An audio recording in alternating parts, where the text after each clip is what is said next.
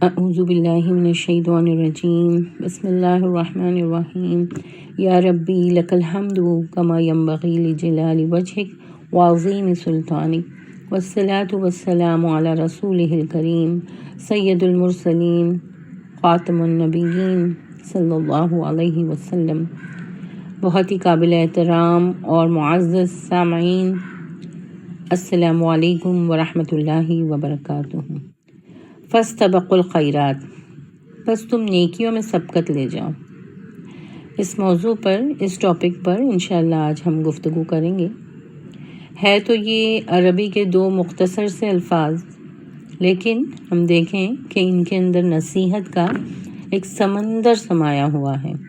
یہ قرآن کی جو خصوصیت ہے نا، کہ مختصر اور جامع کلام لیکن معنی کا دریا، جیسے کوزے میں سمندر، اس کی بہترین مثال ہے۔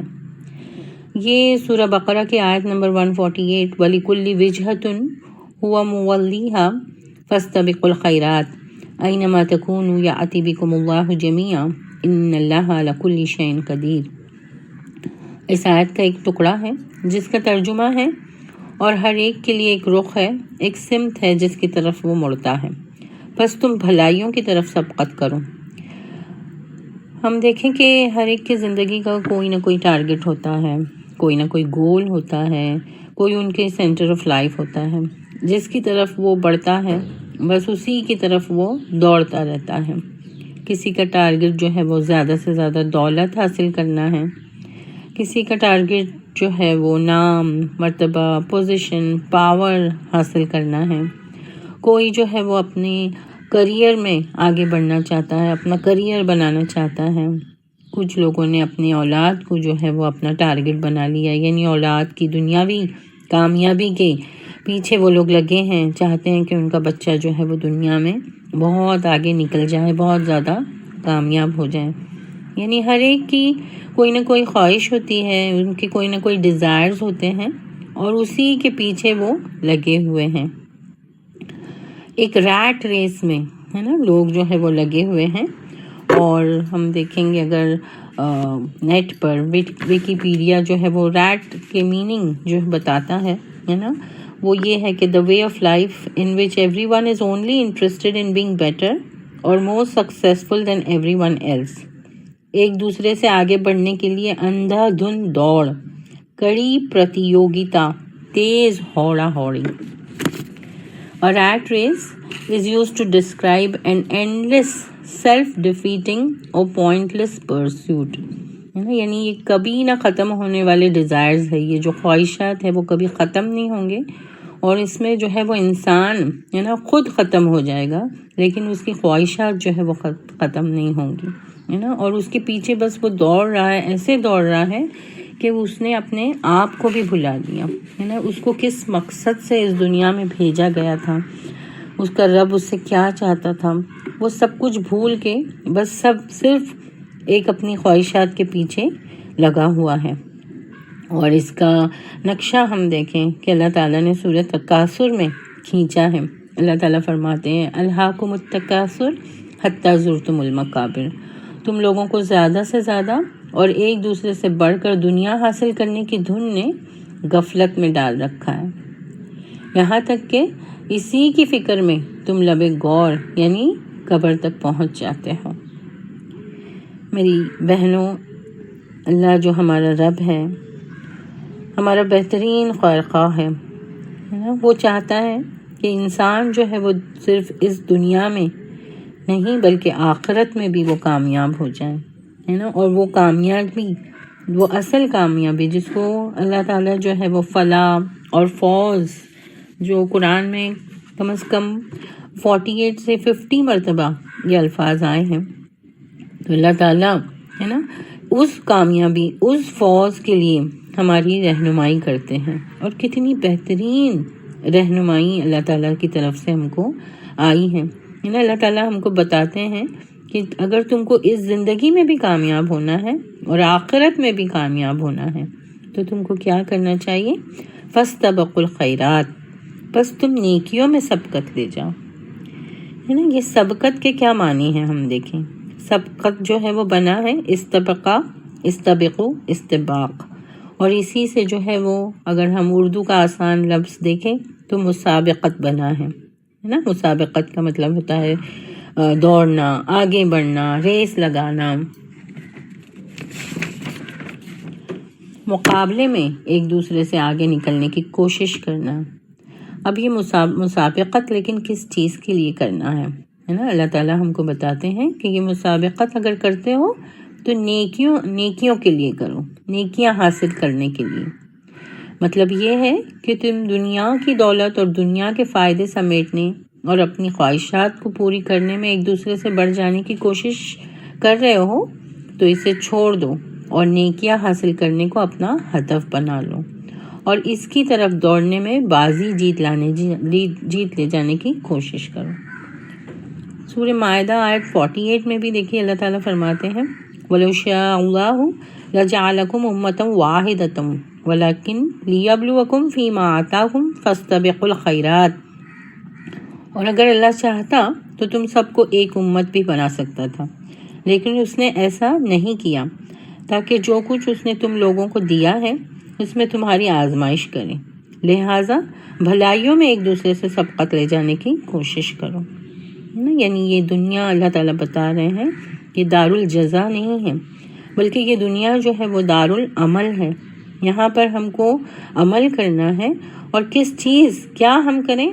ہم ایک دوسرے سے بھلائیوں میں بڑھنے کی کوشش کریں، ہے نا۔ اور جہاں سورہ مومنون میں میری بہنیں ہم دیکھیں کہ اللہ تعالیٰ نے جن لوگوں کے لیے جنت الفردوس کا وعدہ کیا ہے نا، جن لوگوں کے اندر کچھ صفات اللہ تعالیٰ وہاں بیان کرتے ہیں کہ ان کے اندر یہ صفات ہوں گی، ان کو اللہ تعالیٰ جنت الفردوس میں داخلہ عطا فرمائیں گے۔ تو ان صفات میں ہم دیکھیں اللہ تعالیٰ فرماتے ہیں کہ یہ وہ لوگ ہیں نا، اولئک یسارعون فی الخیرات وہم لہا سابقون، بھلائیوں کی طرف دوڑنے والے اور سبقت کر کے انہیں پا لینے والے تو در حقیقت یہ لوگ ہیں نا۔ اور سورہ واقعہ میں بھی ہم دیکھیں کہ جہاں اللہ تعالیٰ نے آخرت کے 3 گروہ کا ذکر کیا ہے کہ اللہ تعالیٰ فرماتے ہیں وَكُنْتُمْ أَزْوَاجًا ثَلَاثًا، تم لوگ اس وقت 3 گروہ میں تقسیم ہو جاؤ گے، فَأَصْحَابُ الْمَيْمَنَةِ مَا أَصْحَابُ الْمَيْمَنَةِ، تو دائیں بازو والوں کی خوشیوں کا کیا کہنا، وَأَصْحَابُ الْمَشْأَمَةِ مَا أَصْحَابُ الْمَشْأَمَةِ، اور بائیں بازو والے تو بائیں بازو والوں کی بدنصیبی کا کیا کہنا۔ پھر تیسرا گروہ وہاں پر وَالسَّابِقُونَ السَّابِقُونَ، اور آگے والے تو پھر آگے والے ہیں۔ تفہیم میں مولانا فرماتے ہیں اس کی تشریح میں کہ یہاں سابقین آگے آنے والوں سے مراد وہ لوگ ہیں جو نیکی اور حق پرستی میں سب پر سبقت لے گئے ہوں، بھلائی کے ہر کام میں سب سے آگے ہوں، خدا اور رسول کی پکار پر سب سے پہلے لبیک کہنے والے، جہاد کا معاملہ ہو یا انفاق فی سبیل اللہ یا خدمت خلق کا یا دعوت یا خیر کا یا تبلیغ کا حق ادا کرنے کا معاملہ ہو، غرض دنیا میں بھلائی پھیلانے اور برائی مٹانے کے لیے اصرار و قربانی اور محنت و جانفشانی کا جو موقع بھی پیش آیا اس میں وہی آگے بڑھ کر کام کرنے والے ہوں۔ اس بنا پر آخرت میں بھی سب سے آگے وہی رکھے جائیں گے، گویا وہاں اللہ تعالیٰ کے دربار کا نقشہ یہ ہوگا کہ دائیں بازو میں صالحین، بائیں بازو میں فاسقین، اور سب سے آگے بارگاہ الہی کے قریب سابقین۔ کتنا بڑا انعام ہے نیکیوں میں سبقت لے جانے کا میری بہنوں۔ ہم کو اس کے حریص نہیں ہونا چاہیے؟ پھر ہم دیکھیں کہ حدیث میں بھی آتا ہے، حضرت عائشہ رضی اللہ تعالیٰ عنہ روایت کرتی ہیں کہ رسول اللہ صلی اللہ علیہ وسلم نے لوگوں سے پوچھا، جانتے ہو قیامت کے روز کون لوگ سب سے پہلے پہنچ کر اللہ کے سائے میں جگہ پائیں گے؟ لوگوں نے عرض کیا، اللہ اور اس کا رسول ہی زیادہ جانتا ہے۔ فرمایا، وہ جن کا حال یہ تھا کہ جب ان کے آگے حق پیش کیا گیا تو انہوں نے قبول کر لیا، جب ان سے حق مانگا گیا انہوں نے ادا کر دیا، اور دوسروں کے معاملے میں ان کا فیصلہ وہی کچھ تھا جو خود اپنی ذات کے معاملے میں تھا۔ یہ مسند احمد کی حدیث ہے۔ عزیز سامعین، جانتے ہیں کہ نیکیوں میں سبقت کرنا، سابقون الاولون بننا ہے نا، ان کے لیے اللہ تعالیٰ نے کتنا بڑا انعام، کتنا زیادہ اکرام اللہ تعالیٰ نے رکھا ہے۔ سورۃ توبہ میں اللہ تعالیٰ فرماتے ہیں آیت نمبر 100 میں، والسابقون الاولون من المہاجرین والانصار والذین اتبعوہم بإحسان رضی اللہ عنہم ورضوا عنہ وأعد لهم جنات تجری تحتها الانہار خالدین فیہا ابدا ذلک الفوز العظیم۔ وہ مہاجر و انصار جنہوں نے سب سے پہلے دعوت ایمان پر لبیک کہنے میں سبقت کی، نیز وہ جو بعد میں راست بازی کے ساتھ پیچھے آئے، اللہ ان سے راضی ہوا اور وہ اللہ سے راضی ہوئے۔ اللہ نے ان کے لیے ایسے باغ مہیا کر رکھے ہیں جن کے نیچے نہریں بہتی ہوں گی اور وہ ان میں ہمیشہ رہیں گے۔ یہی عظیم الشان کامیابی ہے۔ میری بہنوں، دیکھیں کتنا بڑا انعام ہے نا، اللہ کی رضا۔ کس چیز کے لیے؟ نیکیوں میں سبقت کر جانے کے لیے ہے نا، اور پھر ایسے باغ جن کے نیچے نہریں بہتی ہوں گی، جس میں ہمیشہ ہمیشہ رہیں گے۔ اس آیت میں ہم دیکھیں کہ مہاجرین کا ذکر آیا ہے، پھر انصار کا ذکر آیا ہے، پھر یہ فرمایا گیا ہے کہ والذین اتبعوہم بإحسان، اور وہ لوگ جو ان کی پیروی کریں گے ہے نا، صحابہ کی پیروی جو کریں گے احسان کے ساتھ، ان سے بھی اللہ تعالیٰ راضی ہوگا، ان کے لیے بھی وہ باغ اللہ تعالیٰ نے بنائے ہیں، تیار کیے ہیں، جن کے نیچے نہریں بہتی ہوں گی۔ تو میری بہنوں، ہم جو ہے وہ ان صحابہ کرام کی طرح بننے کی کوشش کریں۔ صحابہ کرام کی نجی اور مذہبی زندگی کو اگر ہم غور سے دیکھیں تاریخ کے آئینے میں ہے نا، تو نیکیوں کے میدان میں ایک دوسرے سے آگے بڑھنے کی دوڑ لگی ہوئی نظر آتی ہے۔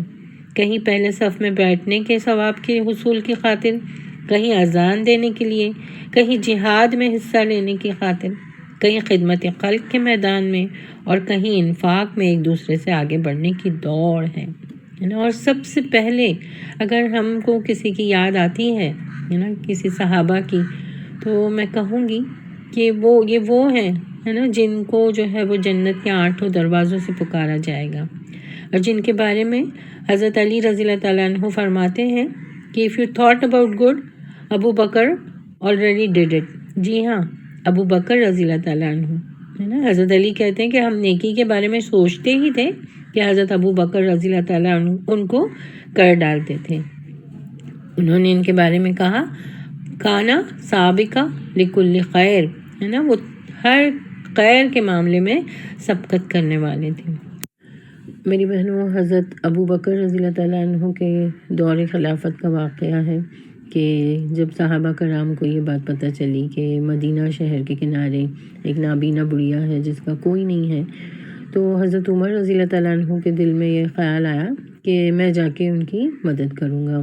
چنانچہ وہ دوسرے دن صبح سویرے بڑھیا کے گھر پہنچتے، تو وہاں پہنچ کر کیا دیکھتے ہیں کہ بڑھیا کا پورا کام جو ہے وہ کر کے کوئی چلا گیا ہے نا۔ تو پھر دوسرے اور تیسرے دن بھی جب وہ جاتے ہیں ایسے ہی صبح سویرے، تو وہاں دیکھتے ہیں کہ پورا کام جو ہے وہ کوئی کر گیا ہے۔ بڑھیا سے پوچھتے ہیں کہ کس نے یہ کام کیا ہے؟ تو بڑھیا کہتی میں تو نابینا ہوں، میں نہیں جانتی، لیکن فجر کی نماز کے فوراً بعد کوئی آتا ہے اور میرے گھر کا کام جو ہے وہ کر کر چلا جاتا ہے۔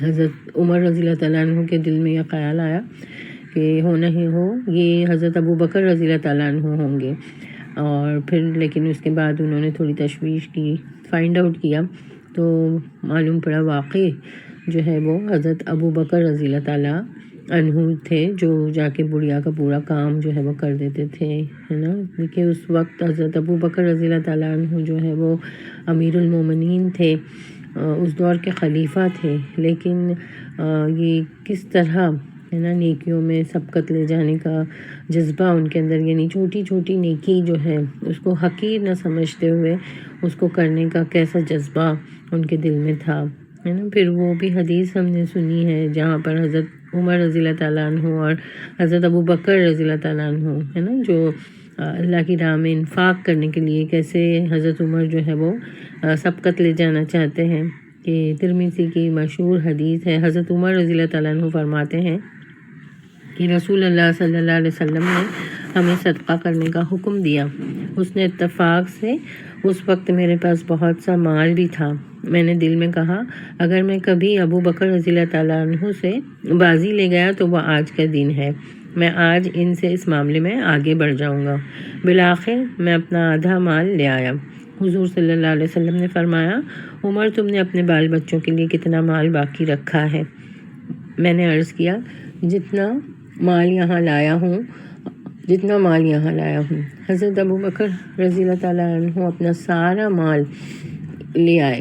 حضور صلی اللہ علیہ وسلم نے ان سے پوچھا ابو بکر اپنے بال بچوں کے لیے کیا کچھ چھوڑ آئے ہو؟ انہوں نے عرض کیا اللہ اور اس کے رسول کی رضا۔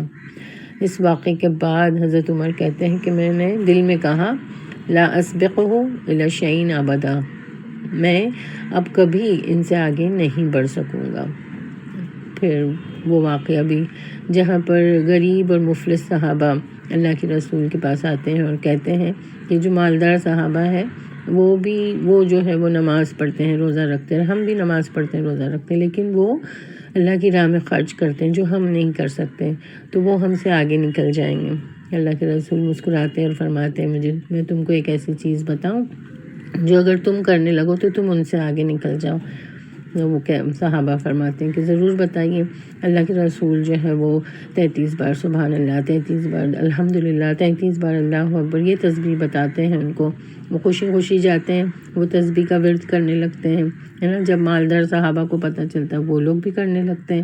پھر یہ غریب اور مفلس صحابہ اللہ کے رسول کے پاس آتے ہیں، کہتے ہیں کہ اب ان کو اس تسبیح کے بارے میں پتہ چل گیا، وہ لوگ بھی کر رہے ہیں، ہے نا۔ تو اللہ کے رسول مسکراتے ہیں اور کہتے ہیں یہ اللہ کا فضل ہے، جسے چاہے عطا کر دے۔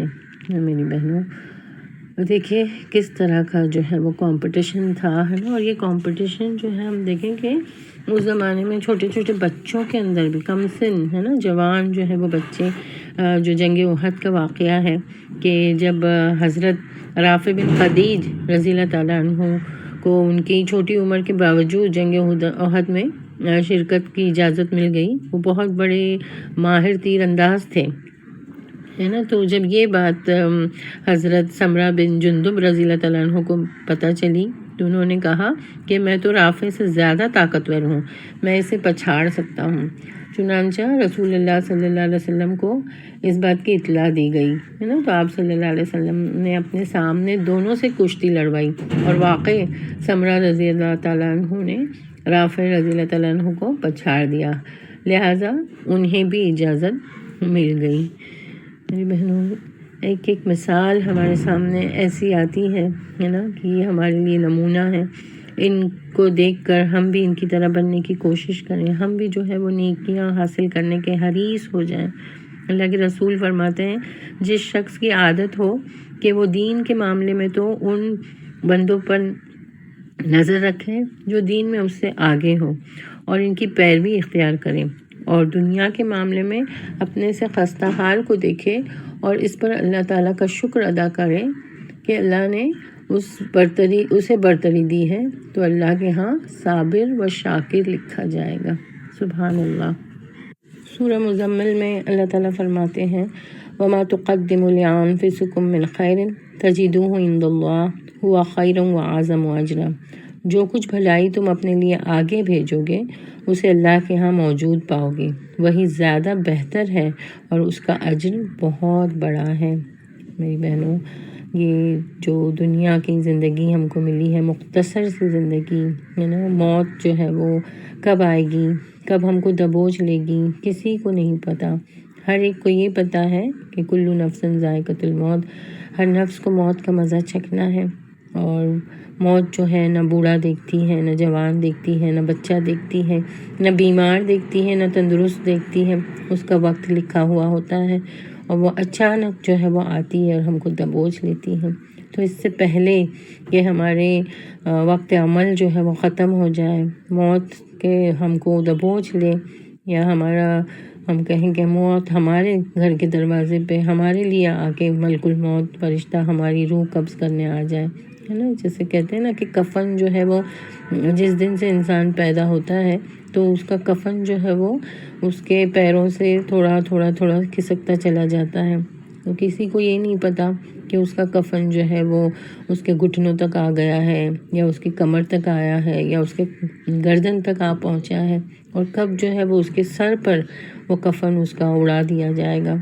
تو یہ موت سے پہلے ہے نا ہم اپنے لیے آخرت کا سامان تیار کریں. جتنا ہو سکے ہم اپنے نیکیوں کا جو ترازو ہے اس کو بھاری کرنے کی کوشش میں لگے رہیں، اپنے لیے آخرت کا سامان ہم مہیا کریں.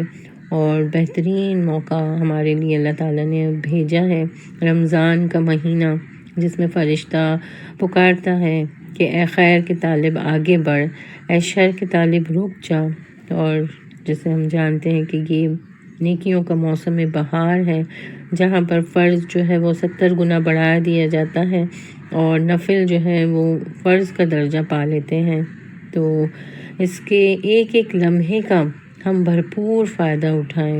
کوئی وقت یعنی ہم اپنے ہاتھ سے جانے نہ دیں کہ وہ ہمارے لیے قیامت میں ہمارے پلڑے کو بھاری کرنے والا ہو. ہم عبادتوں کو جو ہے وہ اپنی اس میں کثرت پیدا کریں، ہے نا. فرائض کے علاوہ نوافل عبادتوں کا بہت زیادہ اہتمام کریں، قیام اللیل کا، تہجد کا، اشراق، چاشت کی نماز اور بھی نفل نمازیں، اور قرآن کی تلاوت، دور تفسیر کے حلقے میں جانے کی کوشش کریں. قرآن سے اپنا تعلق جو ہے وہ زیادہ سے زیادہ جوڑیں. یہ مہینہ جو ہے وہ قرآن کے نزول کا مہینہ ہے، گویا قرآن کی سالگرہ کا مہینہ ہے. تراویح کا اہتمام کریں، تراویح میں جائیں، تراویح کی نماز جو ہے وہ پڑھنے، پوری نماز جو ہے وہ ادا کریں، ہے نا. اس کے علاوہ جو فرائض میں جیسے ہم زکوٰۃ اس مہینے نکالتے ہیں، اس کے علاوہ صدقہ، خیرات، ہے نا، انفاق فی سبیل اللہ کے راہ میں زیادہ سے زیادہ خرچ کرنے کی کوشش کریں.